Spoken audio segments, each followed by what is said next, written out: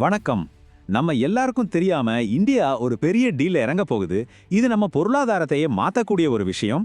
வாங்க அத பத்தி தான் நாம இப்ப பார்க்க போறோம். அமெரிக்கா ஐரோப்பா கூட பண்ற டீல்ஸ் பத்தி தான் நம்ம நியூஸ்ல பார்க்கறோம் இல்லையா?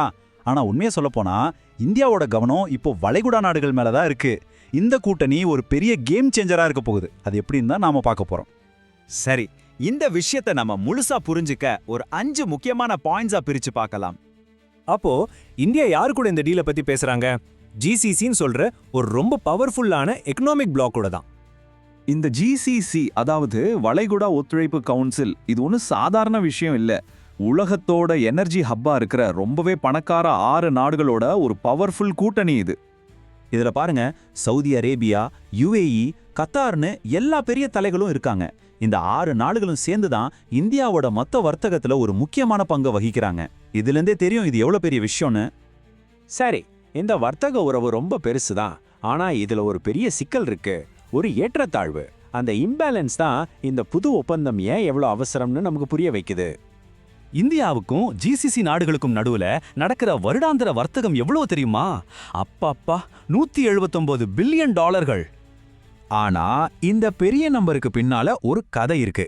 இந்தியா இந்த நாடுகளுக்கு எக்ஸ்போர்ட் பண்றதை விட கிட்டத்தட்ட 2 மடங்குக்கு மேல இம்போர்ட் பண்ணுது. இது ஒரு பெரிய வர்த்தக பற்றாக்குறையை உருவாக்குது. இதனால இந்தியாவுக்கு ஒவ்வொரு வருஷமும் $65 பில்லியன் வர்த்தக பற்றாக்குறை ஏற்படுது. யோசிச்சு பாருங்க, இது எவ்வளோ பெரிய இடைவெளின்னு. இதை கண்டிப்பா சரி செஞ்சே ஆகணும். இந்த ஏற்றத்தாழ்வுக்கு முக்கியமான காரணம் என்ன தெரியுமா? நம்மளோட எரிசக்தி தேவைதான். கச்சா எண்ணெய், இயற்கை எரிவாயு, தங்கம்னு முக்கியமான விஷயங்களுக்கு நாம வளைகுடா நாடுகளை ரொம்பவே சார்ந்திருக்கோம். அப்போ ஒரு தடையற்ற வர்த்தக ஒப்பந்தம், அதாவது எஃப்டிஏ, எப்படி இந்த பிரச்சனையை சரி பண்ணும்? இங்கதான் பரஸ்பர நன்மைங்கிற கான்செப்ட் வருது. இந்த ஒப்பந்தத்தோட மைய கருத்தை இதுதான். ஒரு சிம்பிளான கிவ் அண்ட் டேக் பாலிசி. இந்தியாவுக்கு தேவையான எனர்ஜியை ஜிசிசி நாடுகள் கொடுக்கும். பதிலுக்கு ஜிசிசி நாடுகளுக்கு தேவையான உணவு, மருந்து, ஜவுளின்னு அத்தியாவசிய பொருட்களை இந்தியா கொடுக்கும். சோ ஸ்ட்ராட்டஜி ரொம்ப சிம்பிள்.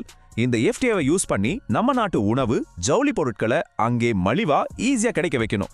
அப்படி செஞ்சா நம்ம ஏற்றுமதி அதிகமாகும், அந்த வர்த்தக பற்றாக்குறை தானா குறையும். ஆனா நில்லுங்க, இந்த ஒப்பந்தம் வெறும் இம்போர்ட் எக்ஸ்போர்ட்டை மட்டும் பத்தினது இல்ல. இது ஒரு ரொம்ப பெரிய திட்டத்தோட முதல் படி. இந்த எஃப்டிஏ ஐஎம்எக்ஸ்னு சொல்ற ஒரு பிரம்மாண்டமான திட்டத்துக்கு நேரடியா சப்போர்ட் பண்ணுது. அதாவது இந்தியா மத்திய கிழக்கு ஐரோப்பா பொருளாதார வழித்தடம்.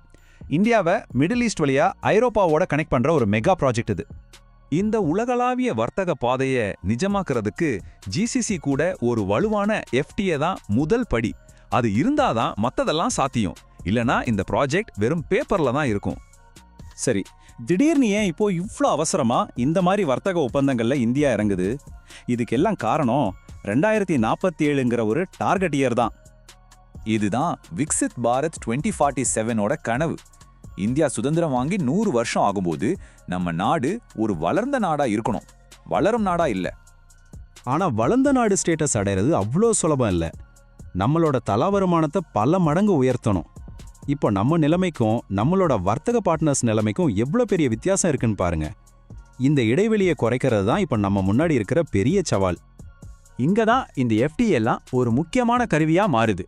சிம்பிளா சொல்லணும்னா, பணக்கார நாடுகளுக்கு அதிகமா ஏற்றுமதி பண்ணணும்.